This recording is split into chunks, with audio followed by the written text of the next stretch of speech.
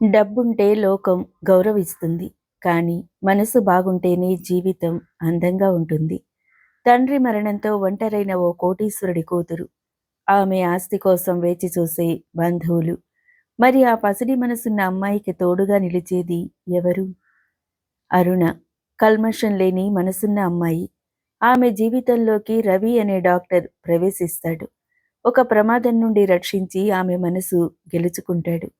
అయితే అరుణ చుట్టూ ఉన్న వాళ్ళంతా ఆమెను ప్రేమిస్తున్నారా? లేక ఆమె దగ్గరున్న కోట్లాది రూపాయల ఆస్తిని ప్రేమిస్తున్నారా? సొంత బాబాయి కుటుంబమే ఆర్థిక ఇబ్బందుల్లో ఉంటే అరుణ వాళ్లను గుండెలకు హత్తుకుంటుంది. కానీ అదే ఇంట్లో ఆమెకు తెలియని కుట్రలు మొదలవుతాయి. ప్రేమ అనుకున్న చోటే మోసం కనిపిస్తే, నమ్మిన వాళ్లే వెన్నుపోటు పొడిస్తే, అరుణ తన తండ్రి సంపాదించిన ఆస్తిని, అంతకంటే విలువైన తన ప్రేమను ఎలా కాపాడుకుంది? ఈ కథలో కేవలం ప్రేమ మాత్రమే కాదు, మధ్యతరగతి కుటుంబాల ఆరాటాలు, అంతస్తుల అంతరాలు మరియు స్వచ్ఛమైన మనసుకి ఎదురయ్యే సవాళ్లు ఉన్నాయి.